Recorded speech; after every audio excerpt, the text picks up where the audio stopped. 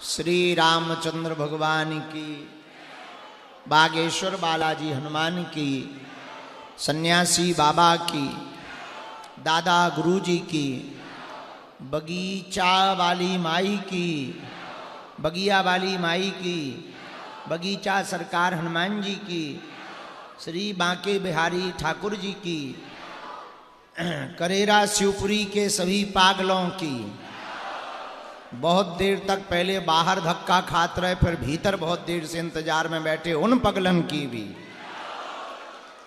हनुमान जी की बड़ी दया। श्री बगीचा सरकार, बगिया सरकार, किलेश्वर महादेव की बड़ी महती कृपा। हम सब रात्रि काल के सत्र में बैठे हैं। आज की चर्चा को हम प्रारंभ करेंगे एक छोटी सी सूक्ति के साथ में, और प्रश्नोत्तरी के संवाद के लिए हम लोग बैठे हुए हैं रात्रि काल में। और आज की रात्रि की सूक्ति बहुत प्यारी है। फलो फूलो, फलो फूलो पर औकात ना भूलो।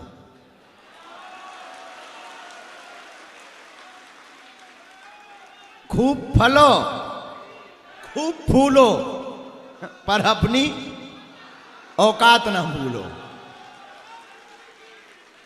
और अगर आपको बड़े बने रहना है तो ये सूक्ति आपके लिए बहुत जरूरी है।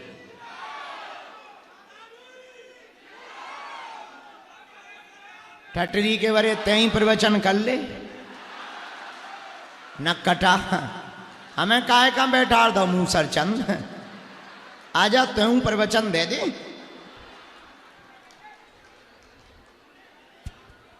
तो बात क्या थी? फलो फूलो पर अपनी औकात ना भूलो।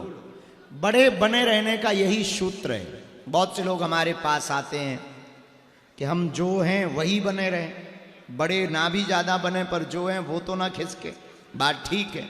और सब आदमी की एक ही दिक्कत, जितने भी अमीर मिलेंगे उनकी एक ही चिंता है, हम गरीब ना हो जाए। जितने नेता मिलेंगे उनकी एक ही टेंशन है, कुर्सी ना खिसक जाए। अधिकारी मिलेंगे उनका भी यही भय, आरोप ना लग जाए। पर इसके बचने का बहुत सरल उपाय है। लाख कोशिशें तुम्हारे विरोधी तुम्हारे खिलाफ करें, लाख षड्यंत्र तुम्हारे दुश्मन तुम्हारे खिलाफ करें, एक बात तुम्हें बहुत दावे के साथ याद रखनी है, तुम अपनी सहमति किसी को भी बिगाड़ने में मत करो। तुम अपनी ऊर्जा किसी को भी मिटाने में मत लगाओ। दुनिया तुम्हें मिटाने में लग जाए पर परमात्मा तुमको मिटने नहीं देगा। सत्य देरी से आएगा पर जब भी आएगा झूठ के शोर को चुप कराता आएगा। झूठ का शोर बहुत महंगा होता है और बहुत तेज होता है। झूठ बोलने वाले लोग बहुत तेज बोलते हैं। अक्सर जो आदमी झूठ बोलेगा वो तेज बोलेगा, ये भी बात है। कभी कोई बात किसी से पूछा जाए तो कभी भी अगर वो झूठ बोलेगा तो तेज बोलेगा, ताकि सामने वाले की बात को दबा दिया जाए। झूठ जो भी बोलेगा वो तेज बोलेगा, तो झूठ का शोर बड़ा तेज होता है। सत्य बहुत धीमे बोलता है, बहुत धीमी चाल चलता है। लेकिन सत्य जब भी बोला जाता है तब झूठ हजार खड़े हों वो अपने आप चुप हो जाते हैं। युवा भी बैठे हैं, करेरा नगर के सभी वो लोग भी बैठे हैं, हमारे बगल में महंत जी भी बैठे हैं। हम आपसे एक बहुत विनम्र प्रार्थना बहुत बारीकी के साथ करना चाहते हैं। वो बात आपके पते की है या नहीं हम ये कह नहीं सकते, हमारे मतलब की, इसलिए हम आपसे कहना चाहते हैं कि आप किसी भी परिस्थिति में डिगो मत। न जल्दी उत्साहित हो, न जल्दी निरुत्साहित हो, न जल्दी हतोत्साहित हो। हमें जल्दी उत्सव भी नहीं मनाना है और जल्दी सैड मूवमेंट को भी नहीं लाना है। कोई परिस्थिति आई है, थोड़ा इंतजार करो। किसी राजा के पास में एक महात्मा गया, तो राजा को वो मिला तो उसने राजा को एक अंगूठी दी। अंगूठी दरअसल ढक्कन वाली थी, राजा ने ऐसी अंगूठी कभी देखी नहीं थी। राजा ने उस अंगूठी को ग्रहण किया, लिया, पर खोल के देखा तो महात्मा ने रोका, रुको, इसे अभी मत खोलो। जब तुम्हारे ऊपर कोई विकराल परिस्थिति आए और जब तुम्हारी पूरी दुनिया साथ छोड़ दे, जब लगे कि अब कोई साथ देने वाला नहीं हो, जब लगे कि कोई नहीं है, मरे, अब गए, अब बर्बाद हो गए, अब लुट गए, तब इसको खोलना। इसमें एक चिट्ठी है, उसमें कुछ शब्द हैं। इतना राजा को उस महात्मा ने कहा और महात्मा चला गया। राजा को भी याद नहीं रहा, अंगूठी पहने रहा। उसने समझा महात्मा का आशीर्वाद है, भला क्या करना, ऐसी कोई मुसीबत भी नहीं थी तो कभी खोलने की जरूरत भी नहीं पड़ी। पर एक घटना घटती उसके जीवन में कि वो किसी राजा ने युद्ध के लिए उसको ललकारा और वो गया। बदकिस्मती से वो युद्ध हार गया। सेना कुछ मर गई, कुछ गुलाम हो गई। राजा के किले पर दूसरे राज्य के सैनिकों ने आक्रमण कर दिया, अपना कब्जा जमा लिया। राजा जैसे तैसे करके अपने प्राण बचा करके जंगलों में भागा। बड़ी तेज दौड़ा, पीछे पीछे घुड़सवार, आगे आगे राजा, हाँपता पीटता जंगल की कंदराओं की गुफाओं की छोटी छोटी संकीर्ण गलियों से भागता भागता भागता भागता राजा एक विशाल काय गुफा में जाकर के छिपा। बहुत जोर से सांस चल रही थी, सांस रोक के बैठा। बहुत दिमाग फट गया था। ऐसा उसने कभी सोचा भी नहीं था कि उसकी जिंदगी में ऐसा कभी हाल हुआ नहीं कि वो हारेगा।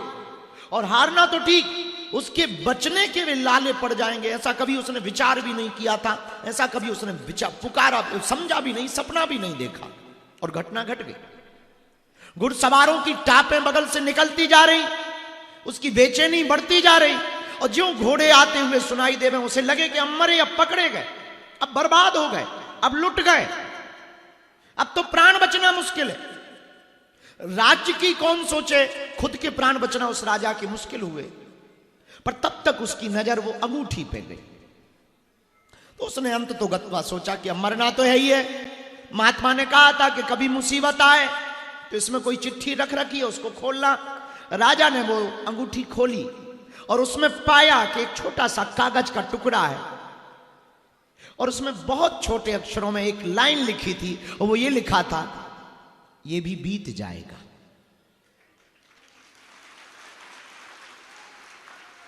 मानो राजा के कानों से चिड़िया उड़ गई हो, राजा डूब गया हो। जो राजा बहुत हतोत्साहित था, थोड़ा संभला, उसने वो डिब्बी को बंद किया, अंगूठी को बंद किया, थोड़ा ठीक किया और थोड़ा ध्यान मुद्रा में बैठा, थोड़ा श्वास को ठीक किया। मैं हार तो गया हूं पर मैं बच गया हूं, यही बहुत है। और अंगूठी की उस कागज में बहुत बड़ी बात लिखी कि ये भी बीत जाएगा। चुप हो गया। रात हुई।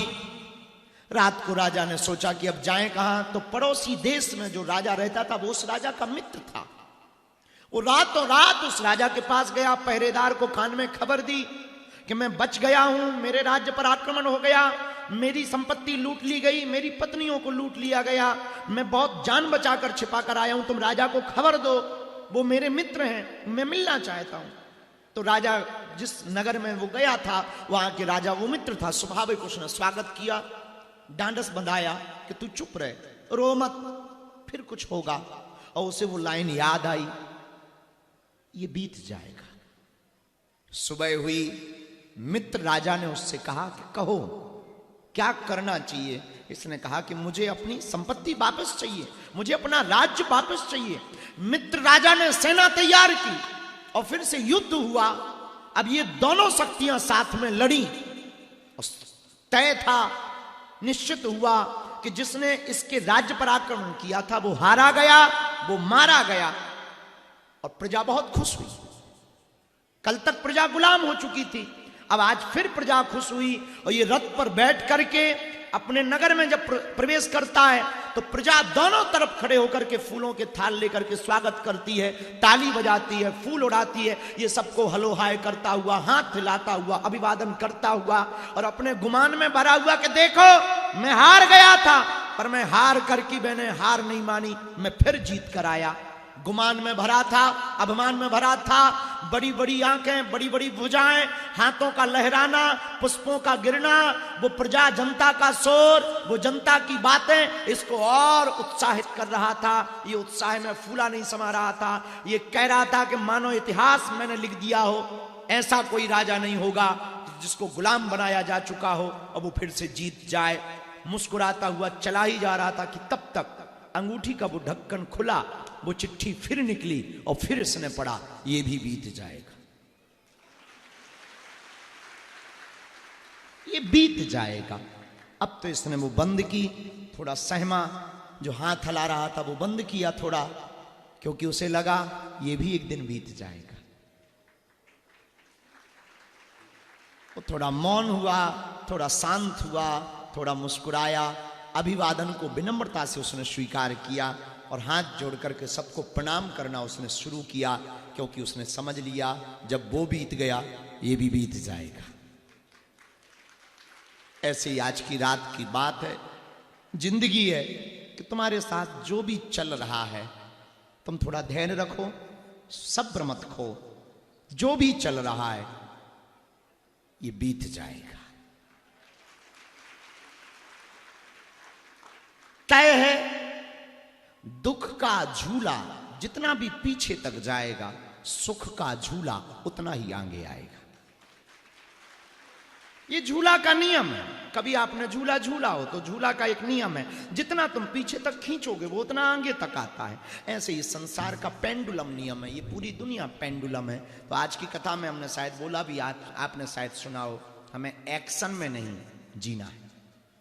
एक्शन में जियोगे तो रिएक्शन होगा, सदगुरु के डायरेक्शन में जीना है।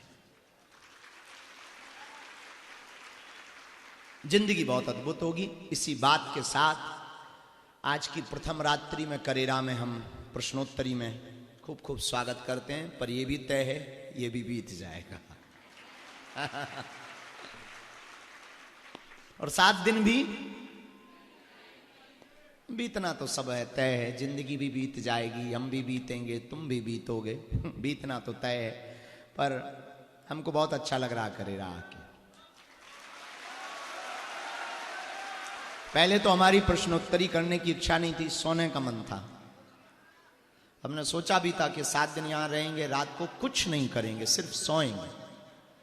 अगर तुम्हारा सेट हो गया हो तो बैठ जाओ, बैठ जाओ, नहीं तो वो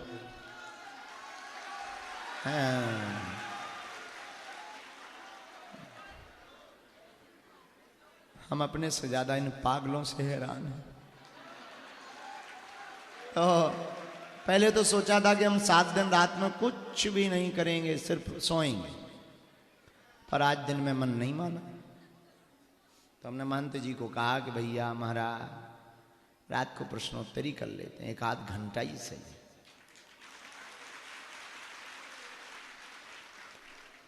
बाकी ठीक है, कथा 2 दिन की हो गई है। सुनी तुमने? गए हो? कौन कौन नहीं गया वो हाथ उठाओ। वाह रे बदमाशो, तुम अपने लिए तालियां बजाओ जो तुम नहीं गए हो। तुम नेपाल जाओगे क्या या बांग्लादेश? कल पहुंच जाना टाइम से। 2 बजे से 5 बजे तक है। तो अभी हम जब चले आ रहे थे तो हमारे साथ में कोई एक अधिकारी महाशय थे, तो हमसे एक प्रश्न कर रहे थे। पहला प्रश्न उन्होंने बड़ा अच्छा दागा कि कृपा से काम चलेगा या कर्म से? कृपा जरूरी है या कर्म जरूरी? उनको हम भीड़ में बहुत विस्तार से तो नहीं बता पाए, क्योंकि वो साथ चल रहे थे, तो हम विस्तार से हमारी बात नहीं हुई, तो एक एक शब्द में हम जवाब दे पा रहे थे। पर हम तुम्हें बताना चाह रहे हैं, ये प्रश्न बहुत इंटेलेक्चुअल लोगों का हो सकता है, बहुत इंटेलेक्चुअल IIT IIMs के लोग, और जो पढ़े लिखे होते हैं खैर उनको खुजली जल्दी होती है तो हो जाती है। तो कृपा से काम चलेगा कि कर्म से काम चलेगा, और दोनों में महान कौन? मोटरसाइकिल कभी भी एक पहिया से नहीं चलती। तो बाइक को चलाने के लिए जैसे दोनों पहिया जरूरी है, वैसे ही जिंदगी को खुशनुमा बनाने के लिए कृपा और कर्म दोनों जरूरी है। दोनों आवश्यक है। अब वो इसलिए आवश्यक है कि आपके पास कर्म हो, कृपा ना हो तो फल क्या खाक पाओ। अब तुम बीज बो, बढ़िया हल चलाओ, बहुत मेहनत करके पसीना बहाओ, फिर बीज बो, फिर पानी दो, फिर खाद दो, तब तक भगवान ओले फेंक दे। तुम कहो वाह, हमने तो बहुत कर्म किया, हमको तो मिलना चाहिए, ईश्वर बड़ा बेकार है, हम तो केस में अदालत में केस करेंगे, मुकदमा करेंगे, क्या खाक करो। तो कर्म जरूरी है, पर कृपा हो। अच्छा, कृपा का मतलब ये नहीं कि ओले नहीं बरसेंगे, इसका अर्थ ये भी नहीं है। कृपा का मतलब ये है कि जो तुमने किया है वो मिलना तय है। इस साल थोड़ा डाउन हो जाएगा, अगली साल डबल हो जाएगा। तो कर्म और कृपा दोनों जरूरी है। दोनों के बिना हम इसके पक्ष में बिल्कुल भी नहीं है कि बहुत से लोग हमको भी विदेशों में मिलते हैं। अभी हम लास्ट टाइम न्यूजीलैंड गए तो ऑकलैंड में रुके, तो ऑकलैंड में एक पढ़ी लिखी कोई पत्रकार महोदय आई, तो लगभग 9 बजे के लगभग उन्होंने टाइम ले रखा था। वो हमारे सामने बैठी हो, यही अंग्रेजी झाड़ने लगे कि god is I am god पर बिलीव नहीं, I am not believe in god, I believe only karma. हमने कहा चंडालन, न कटू, you are only believe in karma, okay I know, what, बिना गॉड के कर्म अधूरा है। कर्म पर चलने वाला आदमी, केवल कर्म पर चलने वाला आदमी ठीक वैसाखी की तरह, दोनों जरूरी हैं। कृपा भी जरूरी है और कर्म भी जरूरा है, दोनों मिक्स होंगे। अब हम लोग जोड़ा से जीते हैं, हम ये पूरी संसार द्वैत में नहीं है अद्वैत में, पर दो का एक है। हम बात भी करते हैं तो सुख है दुख है, ऐसी बातें करते। भैया दिन रात हम एक किए हुए, अब दोनों एक है, दोनों विरोधाभासी। हम लोग बात भी करते तो कहते हैं भाई चाय पानी लाओ, चाय गर्म है पानी ठंडा है, पर आम बोलचाल में भी हम ऐसी बातें करते हैं। तो किसी ने पूछा कि कर्म और कृपा दोनों में महान कौन है? देखो, महान तो कर्म है, पर उस सोना है, उसकी कीमत कभी नहीं घटनी, पर सोना आभूषण तभी बन सकता है जब वो कृपा की अग्नि पर तपेगा। तो कर्म अपनी प्राइस तो रखेगा, पर उस प्राइस की बोली, जैसे किसी के पास सोना हो पर कोई खरीदार ना हो तो क्या काम का सोना। मान लो, ऐसे समझो इस बात को, पूरी भारत के लोगों के पास में 5-5 किलो सोना हो जाए, अब किसी को खरीदना ही नहीं। जब नहीं खरीदना है तो तुम्हारा सोना का रेट गिर जाएगा, किसी काम का नहीं। वैसे ही कर्म है, केवल कर्म आपके पास होगा और कृपा नहीं होगी तो आपके कर्म की बोली नहीं लग पाएगी, नीलामी नहीं हो पाएगा और आप कर्म का फल नहीं पा पाओगे। तो कर्म के साथ अगर कृपा होगी, मतलब आपने कर्म की नीलामी कर ली है, तो निश्चित रूप से उसका फल बहुत मीठा पा पाओगे। तो अभी हम जब आ रहे थे तो एक कोई सामने खड़े हैं, पर उनका एक पद की प्रतिष्ठा है, तो उन्होंने हमको पूछा कि दोनों में क्या जरूरी है। तो हम यही कहेंगे, दोनों ही जरूरी है। दोनों में क्या जरूरी नहीं, दोनों ही जरूरी है। जैसे आत्मा और परमात्मा है, जैसे मां और महात्मा है, जैसे पृथ्वी और आकाश है, जैसे सुख और दुख है, जैसे दिन और रात है, जैसे सत्य और असत्य है, जैसे धर्म के बिना अधर्म का कोई मतलब नहीं, और धर्म के बिना धर्म का कोई मतलब नहीं। उजाले में भी इतना भयंकर यहां उजाला है, पर इस उजाले की शून्यता में अंधकार छिपा है और अंधकार की शून्यता में प्रकाश छिपा है। दोनों हैं, जो ज्यादा है वो दिखाई पड़ता है, जो घट जाता है वो नहीं दिखाई पड़ता है। और दोनों जरूरी है। हम मंच पर चढ़ते चढ़ते बल्कि उनके कान में हम बोले कि जिस पिक्चर में जितना बड़ा विलन होगा उतना बड़ा हीरो माना जाएगा।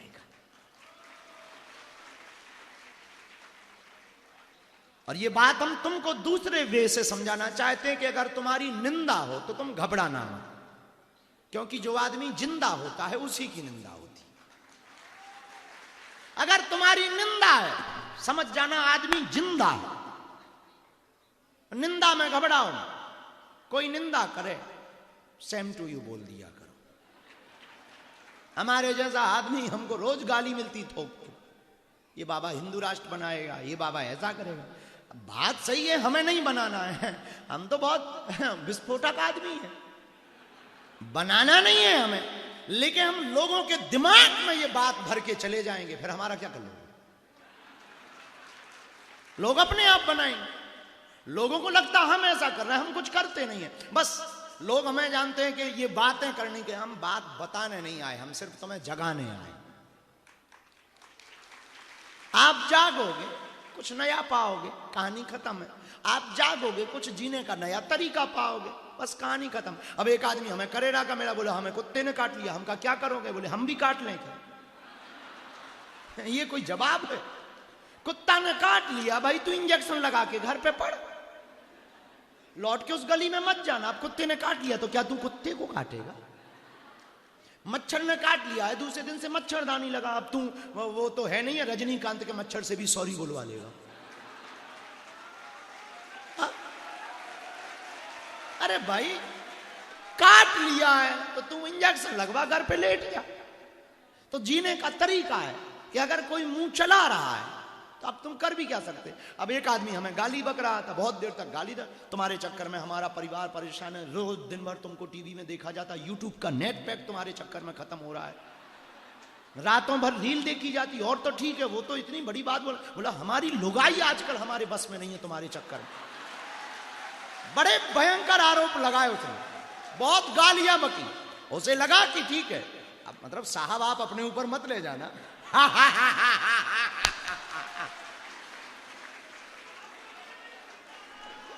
आप ऊपर मत ले जाना क्योंकि माँ आई है आज। तो वो बोला तुम्हारे चक्कर में सब बर्बाद। ऐसे ही एक आदमी हमसे बोला, तुम्हारे चक्कर में बाबा हमारा दिमाग और दिन खराब हो गया। वो आजकल किचन में भी जाती है तो वो लगा लेती है, अब वो उसको कहो कि चाय दे दो तो वो 30 मिनट बाद लेके आई। तो वो कहता है हमने पूछा कि इतनी देर में क्यों आई? बोले गुरुजी का दरअसल एक कथा अच्छी लग गई तो मैं बैठ के सुनने लगी थी। बड़ा परेशान हुआ वो हमसे, बहुत गाली बकी उसने, 400-500 थोक में गाली दी।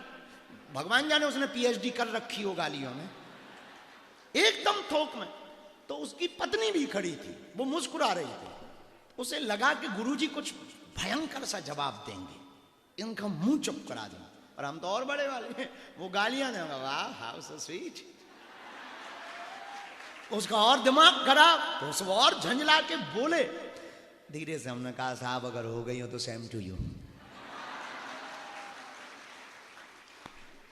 अब उसने गालियां दी, हम भी गालियां देने लगे, तो उसमें और हम में अंतर क्या?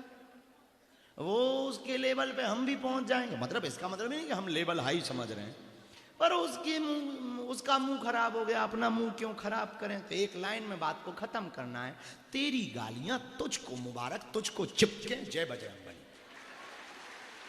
कौन दिमाग में टेंशन ले हो, मुस्कुराती हो। ऐसे भी जिंदगी जी सकते हैं, एक ऐसे भी जिंदगी जी सकते कि वो गाली दे दो तुम लट्ठे दो, फिर क्या चाहो जेल। तो एक ऐसी भी जिंदगी जी सकते। तो जिंदगी जीने के तरीके, आप कौन सा तरीका अपनाते हैं? हमारे पास तो तरीके हैं, और भी प्रैक्टिकल तरीके हैं। तो आप अपने तरीके से, हमारे गुरु कहते थे, दादा गुरु जी, मूर्ख को समझाए से ज्ञान गांठ को जाए, कोयला होए ना उजरो, 9 मन साबुन खाए। अब करें क्या? तो एक उपाय है, ज्ञानी मारे ज्ञान से रोम रोम फंस जाए, मूर्ख मारे लठ से फूट खपड़िया जाए। तो सर्वोत्तम उपाय जीने का ये है, कुछ नए तरीके से जियो। तो लोगों को लगता है कि हम विवाद की बातें करते हैं। नहीं नहीं नहीं, हम तथ्य रखते हैं।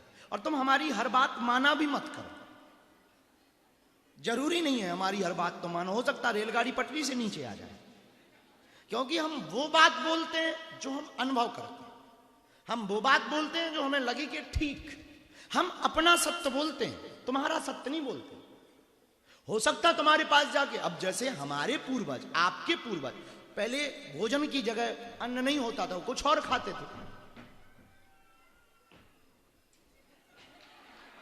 हमको लगा पूर्वज आ गए।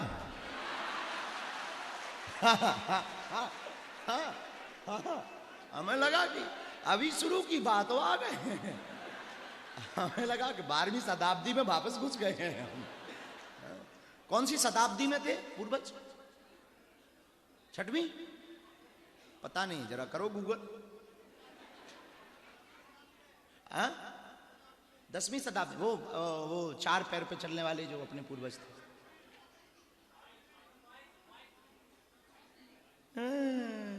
21वीं शताब्दी चल रही है, 22वीं शताब्दी में थे।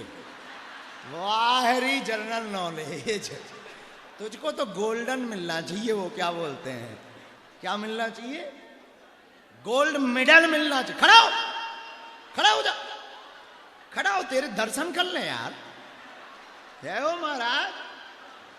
22वीं शताब्दी, 21वीं में चल रहे हैं, पूर्वज 22वीं शताब्दी। वाह बेटा, कहां पढ़ते रहे? करेरा में हो? कहां के हो बेटा? यहीं के? तो ठीक है फिर, तो फिर 23वीं बोलो बेटा। अपने बाप का क्या जाता है? धन्य हो भाई तुम, ये तुम्हें ज्ञान किसने दिया? 22वीं। धन्य प्रभु, तुम्हारे चरण कहाँ है? पृथ्वी पे के एलियन की तरफ से आए हो? धन्य भाई। देखो तो बड़े बड़े कार्टून लोग हैं यहाँ। हमने पूछा पूर्वज कौन सी शताब्दी? हो कह रहा 22वीं में है, 21वीं में चल रहा है। हाँ तो गूगल किया, तीसरी फाइनल, मतलब तीसरी शताब्दी के लगभग, तीसरी शताब्दी के 2 से तीसरी शताब्दी के लगभग हमारे, ऐसा है ना? आपने बताया, इसके जवाबदार हम नहीं हैं। हाँ, अब गूगल बाबा ने जैसा बताया हो तुम जानो। तो उस समय पे भोजन की व्यवस्था नहीं थी, तब क्या खाते थे? मांस, जानवरों का कच्चा मांस खाते।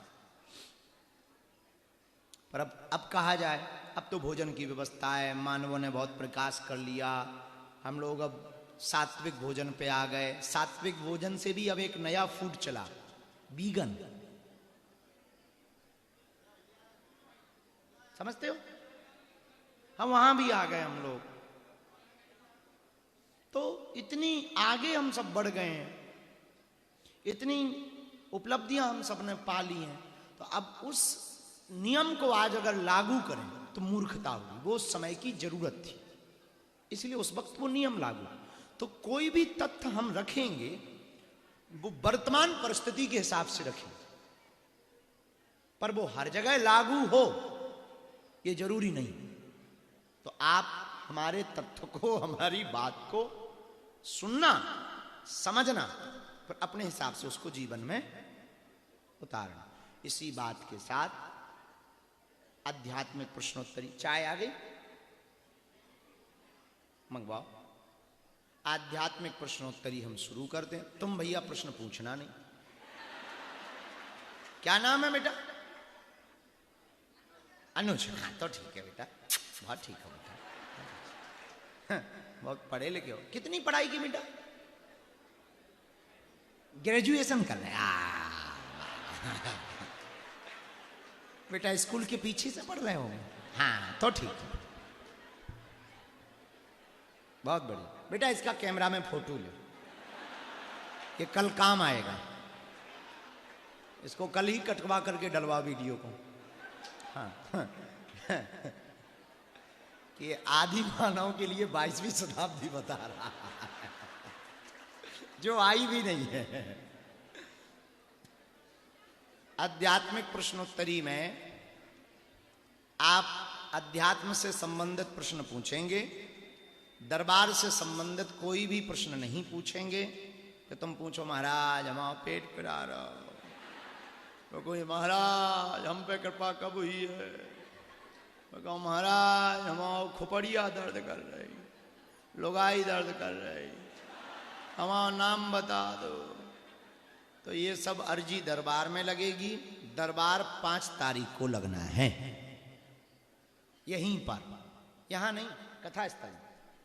हाँ तुम यहीं आ जाओ 5 तारीख को। तो 5 तारीख को करेरा में कथा स्थल में दरबार। तो अभी आपको आध्यात्मिक हिंदू राष्ट्र से संबंधित या जो यात्राएं की या पूजा पाठ से संबंधित या कथा से संबंधित आपका कोई प्रश्न है तो आप खड़े खड़े हाथ खड़ा करेंगे, हम आप तक माइक भेजेंगे, आप वहीं से प्रश्न करेंगे। हेलो, भिंड से हूँ। करेरा में स्वास्थ्य विभाग में आयुष्मान भारत योजना का काम देखता हूँ। सनातन भारत और सनातन करेरा के लिए मुझे आपका बहुत क्या करेरा भारत से अलग टुकड़ा है? नहीं सर, अलग नहीं है। मैंने यानी ये नारा बनाया था बैठ के, सनातन भारत और संपूर्ण सनातन करेरा के तरफ से मुझे आपका आशीर्वाद चाहिए सर, बहुत जरूरी है। आयुष्मान भारत योजना के लिए मैं चाहूंगा आप ऐसा आशीर्वाद दें जीवन भर कोई उसमें भ्रष्टाचार ना कर पाए, ऐसा कोई कहते हैं धार्मिक उपाय बता दें सर कि सबको लाभ हो और सब सुखी समृद्ध रहें।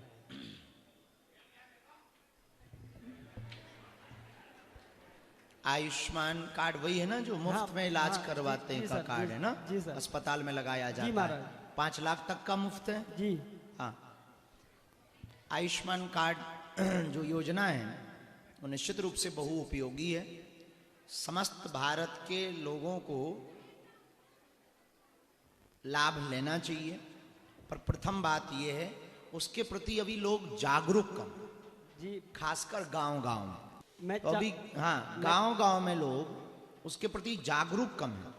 आयुष्मान कार्ड तब बनाए जाते हैं जब उनके घर में कोई बीमार पड़ जाए और अस्पताल जाएं और पैसा ना हो, तब डॉक्टर सलाह देता है कि आप आयुष्मान कार्ड बनवाओ। मगर सर हमारे सनातन धर्म को भी एक जाई स्वास्थ्य सेवा के लिए एक कहते हैं एक आपका आशीर्वाद मिल जाए कि सभी जागरूक भी हों और सभी को लाभ मिले। देखिए, पहली बात तो आशीर्वाद से काम नहीं चलना है।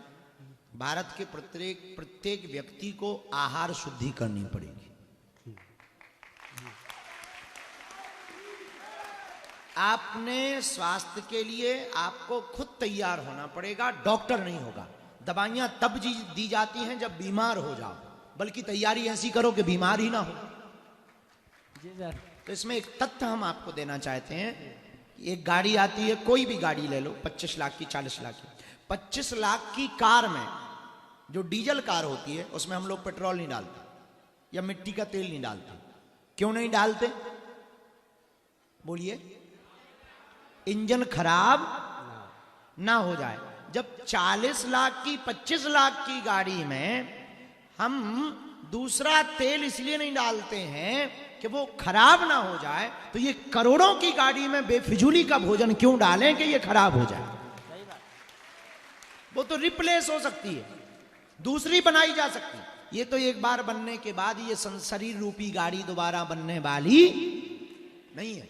इसलिए प्रत्येक भारतीयों को और दुनिया के लोगों को अपने स्वास्थ्य के लिए सतर्क होना पड़ेगा, अलर्ट होना पड़ेगा।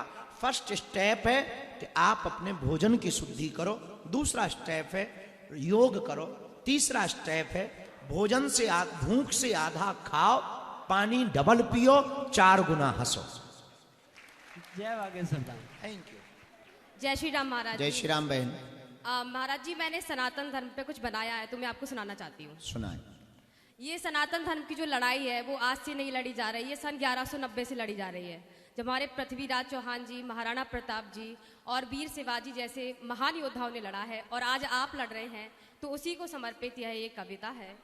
मैं चूनर केसरिया ओढ़ूंगी, केसरिया पर मिट जाऊंगी, मातृभूमि के वीरों की मैं गाथा यहीं सुनाऊंगी। मातृभूमि के वीरों की मैं गाथा यहीं सुनाऊंगी।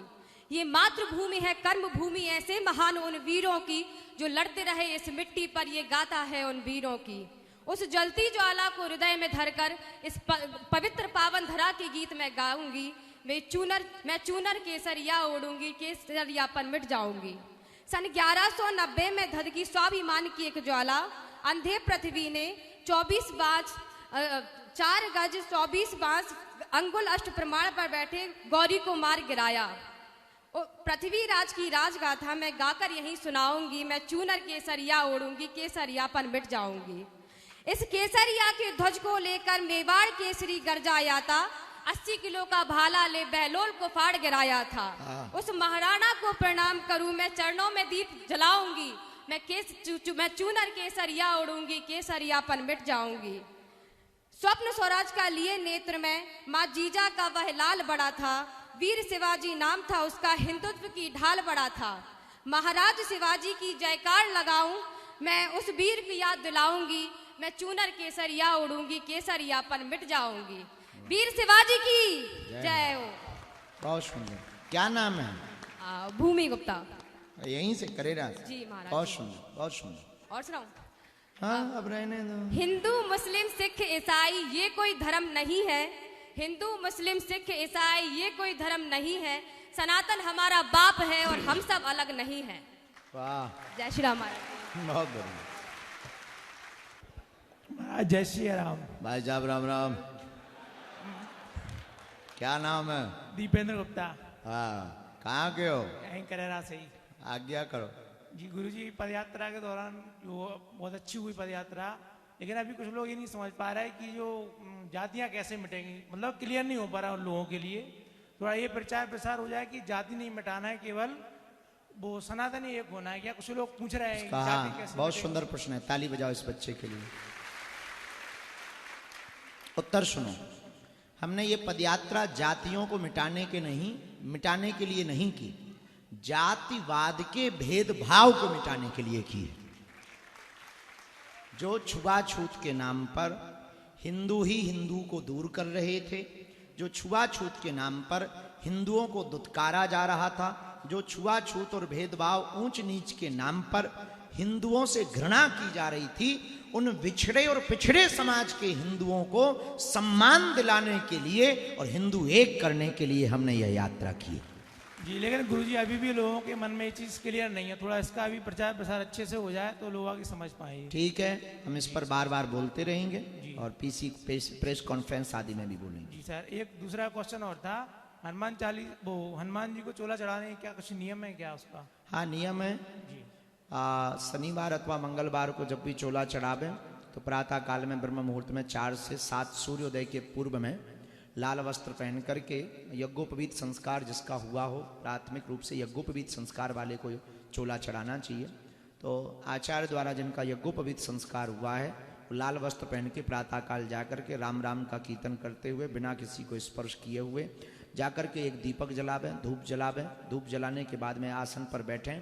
सबसे पहले राम राम राम राम कहते हुए रामचंद्र भगवान की स्तुति करें, प्रार्थना करें कि हे हनुमान जी महाराज, हम आपका चोला चढ़ाने जा रहे हैं, जो भी त्रुटि हो, भूल हो, चूक हो, क्षमा करें। उसके बाद में जल चढ़ावें। जल चढ़ाने के बाद में वस्त्र से थोड़ा पोंछ देवें।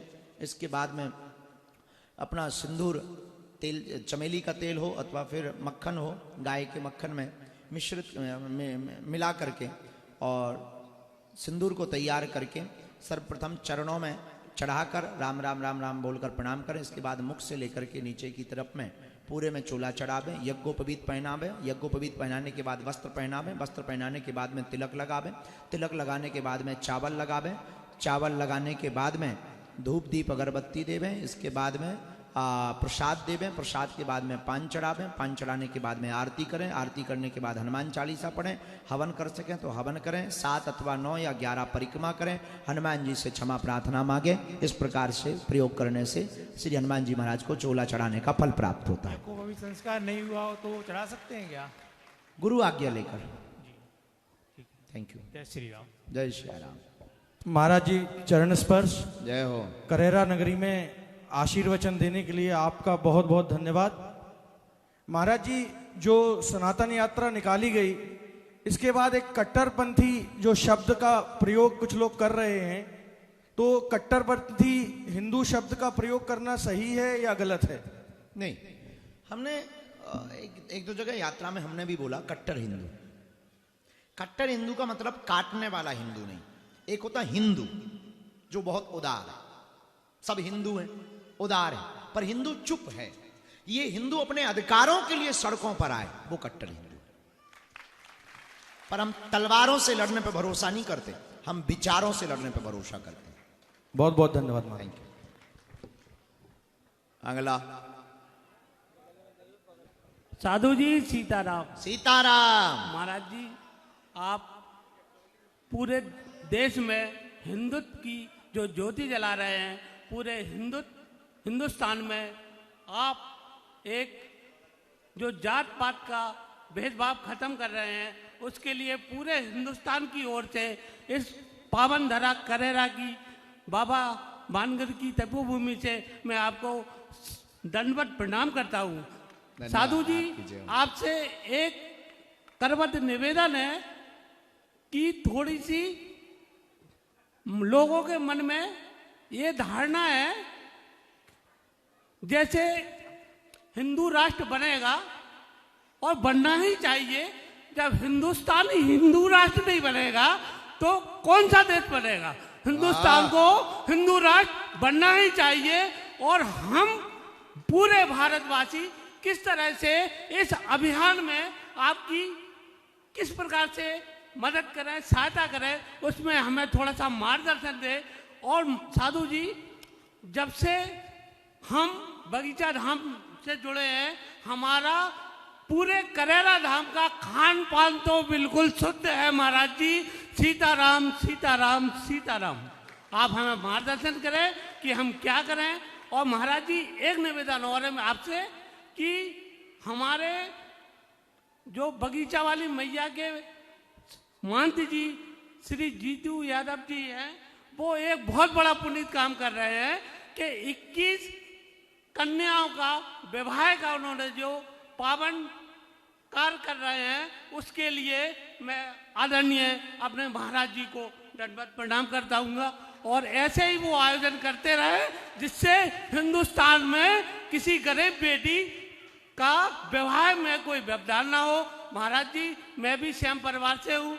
हम लोगों ने भी इसी पंडाल में 7 बेटियों का विवाह किया है और 26 फरवरी को पुनः 11 बेटियों का विवाह का संकल्प लिया है। आपसे करबद्ध निवेदन है कि महाशिवरात्रि पर आप करेरा में पधारे और बेटियों के विवाह में आशीर्वाद और दें। साधु जी, सीताराम।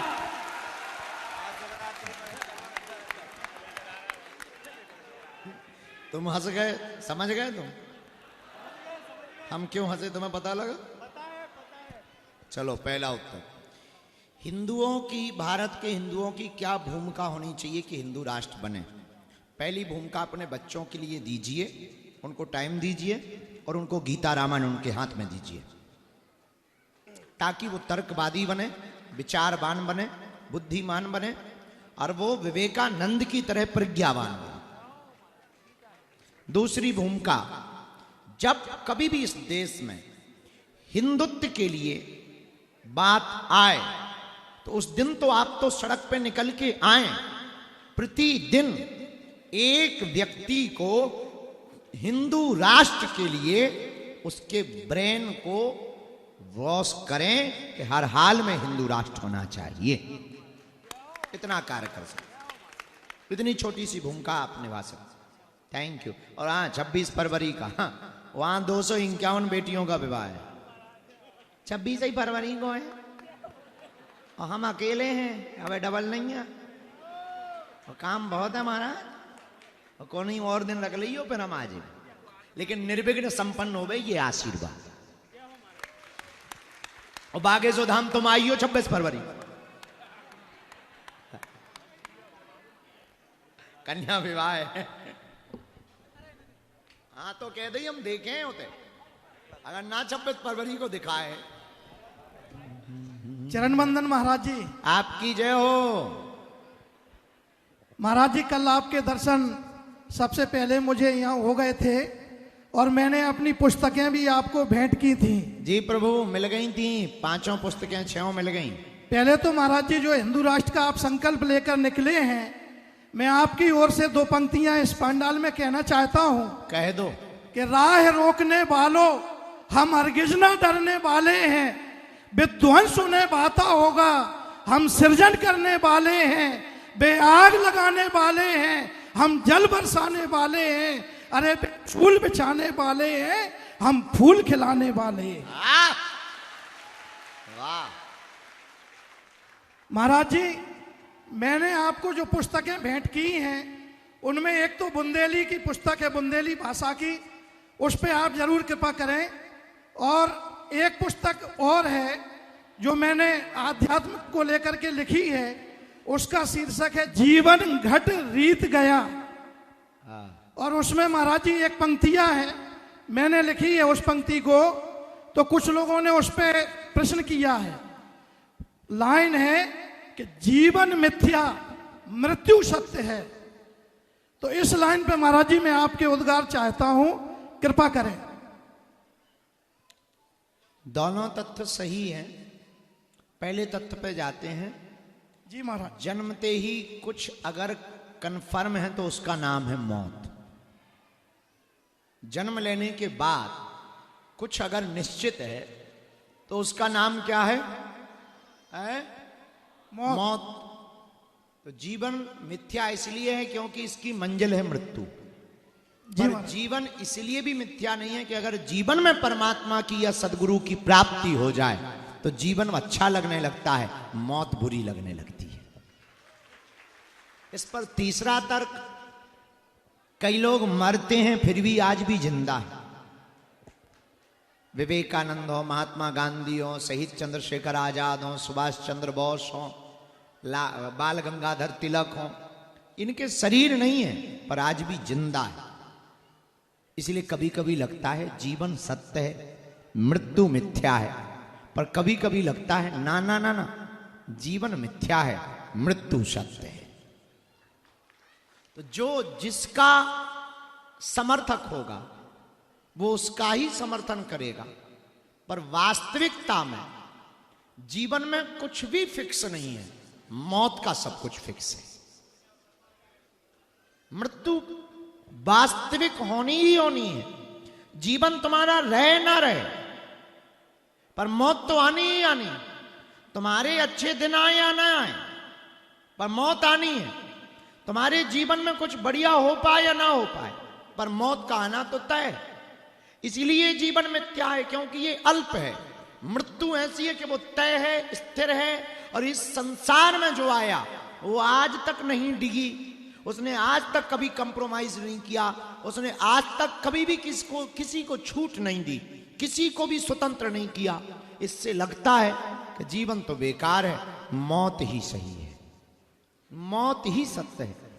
तो दोनों प्रकार के लोग पाए जाते हैं। कुछ लोग ऐसे होते हैं कि जीवन में आनंद उड़ा लेते हैं, मौत बेकार लगती है। कुछ लोग ऐसे होते हैं जिन्हें जीवन बोझ लगता है, उन्हें मौत अच्छी लगती है। तो दोनों बातों को काटा नहीं जा सकता। पर आपकी बात को कोई काटे तो वो पागल आदमी होगा। आप उस चक्कर में ना पड़ो। बहुत बढ़िया लिखा है। जय हो महाराज जी। आपने कहा महाराज मौत तो आनी आनी है, तो दो पंक्तियां और महाराज जी अगर आप कहें तो मैं कह देता हूं। फेंको। कि मौत द्वार पर दस्तक दे और जीवन जिद पर अड़ जाए, ऐसे एक दुराहे पर मन असमंजस में पड़ जाए। जाने का आमंत्रण लेकर जो बैठे हैं सजा पाल की, अपने निष्ठुर हाथों में जो पाती लाए क्रूर काल की, ऐसे उन यमदूतों से मन बिना विचारे ही लड़ जाए। और बे कितना भी जोर लगा लें, पग अंगद जैसा गड़ जाए। तो सही वक्त बस यही वक्त है, अमृत या कि गरल पीने का, असल मजा है अब जीने का। वाह, बहुत सुंदर। महाराज जी आप बहुत ज्यादा साहित्य प्रेमी हैं। आपके कई कार्यक्रमों में कवि सम्मेलन या साहित्यकारों को बुलाया जाता है। तो महाराज जी से मेरी विनती है कि हम करेरा के साहित्यकारों पर भी अगर आपके इस प्रवास के दौरान कृपा होगी तो हम धन्यता प्राप्त करेंगे। बोली बागेश्वर महाराज की, बगीचा धाम की, बगीचा वाली माई की, सन्यासी बाबा की। जय जय श्री राम। सीताराम गुरुजी। सीताराम। जब राम भगवान की प्रतिष्ठा हुई थी हमारे बगीचा मंदिर पे, तब एक छोटे से भजन को हमने बनाया था जिसे मैंने गाया है। मैं वो आप उसकी थोड़ी कुछ लाइन आपको सुनाना चाहती हूँ। फूलों से सजाओ बगीचा धाम, आ गए हैं अब प्रभु श्री राम। महिमा भारी है बाबा बजरंग बली की। पूजन की तैयारी है, श्री राम प्रभु की नगर करेरा प्यारा, देखो महुअर नदी का किनारा, धाम बगीचा में बन गया, देखो मंदिर राम जी का न्यारा, मंदिर की शोभा तो बड़ी निराली है, बाबा बजरंग बली की पूजन की तैयारी है, श्री राम प्रभु की राम राम धुन गूंजे, अब नगर की गली गली में, राम की खुशबू है महकी, जैसे हर फूल हर एक कली में, नर नारी खुश भारी, पूजन की तैयारी है, बाप श्री राम प्रभु की। धन्यवाद गुरुजी। आज एक छोटा सा निवेदन और है, अगर हो पाए तो एक छोटे से भजन की प्रस्तुति आप दे दो, हम तब तक इसकी बंसी सुन लें। नहीं नहीं, तू अलग से सुना। क्या नाम है आपका? सलोनी तिवारी। बहुत सुंदर गाया है, बहुत सुंदर लिखा भी है। धन्यवाद। अब वो महुअर नदी वही है ना जहाँ से हम निकलते हैं? जी जी हाँ, बहुत सुंदर लिखा है। धन्यवाद गुरुजी। सौभाग्य है जो गुरुदेव के सामने आने का मौका मिला। 2 दिन से मैं ऐसे भटक रहा हूँ पागलों की तरह, जैसे मीराबाई के बारे में सुना है अपन ने, और भी बिल्कुल आप ये मानिए कि मैं वाकई में पागलों की तरह भटक रहा हूँ। आज मैं सभी बांसुरियाँ लेके अपनी कथा के पंडाल में गया। सबसे पहले तो श्री राम राजा गार्डन में गया था, तो गुरुजी का सौभाग्य तो नहीं, लेकिन साथ में चलने का सौभाग्य मिला, लेकिन अंदर जाने का आज मौका नहीं मिल पाया गुरुजी को। गुरुजी, मेरा नाम अमन गुप्ता है, मैं करहरा का निवासी हूँ, करहरा में ही जन्मा हूँ। मेरे पिताजी श्री महेश प्रसाद गुप्ता जी खजराव वाले के नाम से करहरा में जाने जाते हैं, रेडीमेड का हमारा काम है। मैं आपके सामने भूल भुलैया का एक सॉन्ग मेरे ढोलना आपके सामने प्रस्तुत करूंगा। के पास एक चिट्ठी भेजी थी हमने, बाबा जी को दी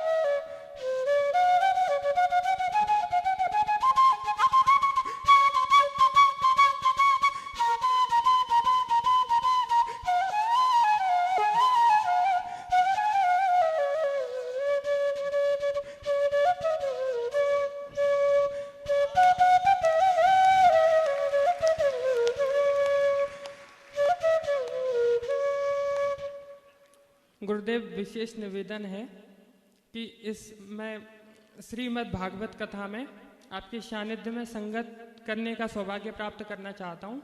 कृपया यदि आपकी इच्छा हो और प्रभु का आशीर्वाद यदि मुझे मिला तो कल से आगामी दिनों तक प्रभु मैं आपकी सेवा में रहना चाहता हूँ। अब आगे आपकी इच्छा।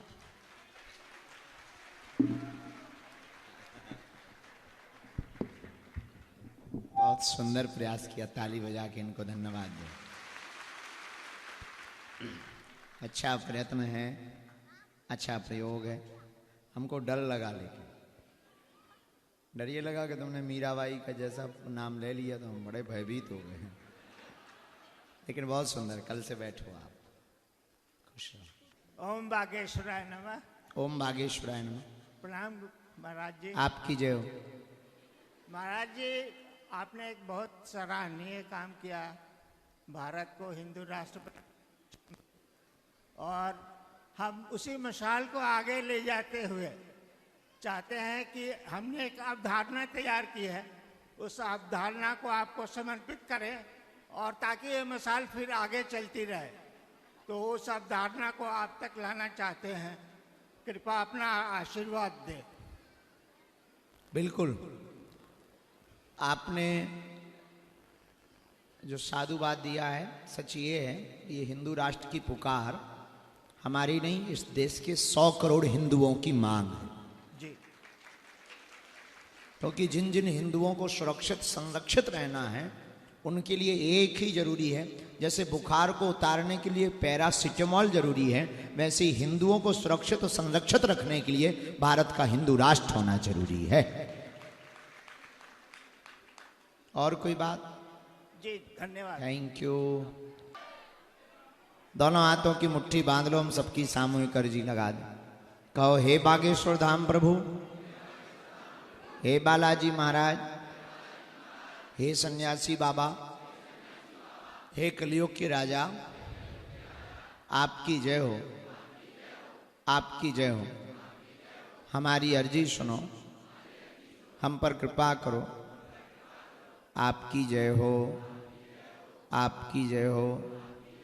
हे बागेश्वर बालाजी, हे सन्यासी बाबा, आजीवन पर्यंत आपके चरणों से, आपके धाम से, आपके दरबार से हम जुड़े रहेंगे, आते रहेंगे, वचन देते हैं।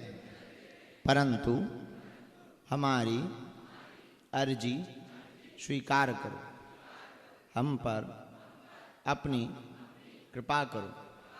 आपकी जय हो, आपकी जय हो, आपकी जय हो। मनीमन बालाजी के चरणों में प्रणाम करो, सन्यासी बाबा के चरणों में प्रणाम करो, अपने अपने माता पिता के चरणों में प्रणाम करो। अब हमारे साथ बोलेंगे, ओ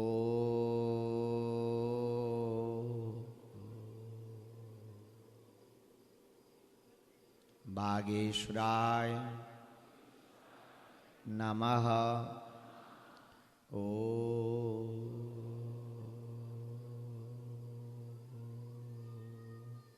हम हनुमते नमः। ओ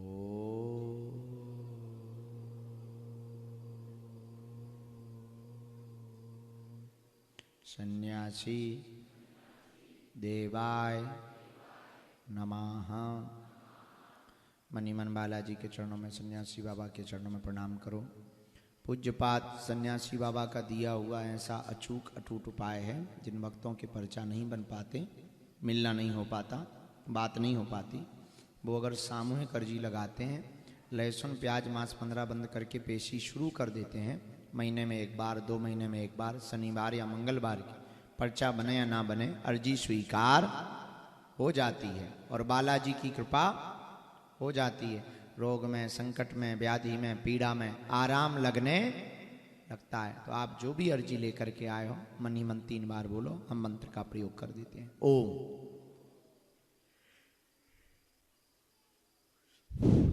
ओम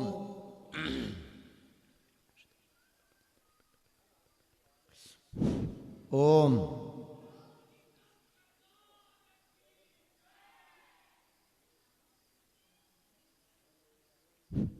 कहो, हे बालाजी, हे सन्यासी बाबा, हे कलयुग के राजा, आपकी जय हो। हमारी यह अर्जी सुनो, आजीवन पर्यंत आपके चरणों से, आपके धाम से, आपके दरबार से हम जुड़े रहेंगे, आते रहेंगे। हे बालाजी, हमारी हंसी मत करवाना, हम पर कृपा कर देना। आपकी जय हो, आपकी जय हो, आपकी जय हो। मनी मन बालाजी को प्रणाम करके दाहिने हाथ की मुट्ठी का 3 बार उतारा करो, पीछे की तरफ छोड़ दो। बाएं हाथ की मुट्ठी का उल्टा उतारा करो, इसको भी पीछे की तरफ छोड़ दो। दोनों हाथों को फिर आपस में मलो। ओम बागेश्वराय नमः, ओम बागेश्वराय नमः, ओम बागेश्वराय नमः। एक बार आंखों में लगा लो, शरीर में आपको जहाँ पीड़ा है स्पर्श कराओ। अब बड़े भाव से बोलो, बागेश्वर धाम की, सन्यासी बाबा की, दादा गुरुजी की, समाधि वाले बाबा की, बगिया वाली माई की, बगिया वाले श्री चिंताहरण हनुमान जी महाराज की, बगीचा सरकार की, किलेश्वर महादेव की, करेरा आध्यात्मिक नगरी की। आज हमने सोचा था हम कल तो इसको पुनरावृत्ति कोशिश भर करेंगे। इस करेरा का नाम आध्यात्मिक नगरी के रूप से होना चाहिए।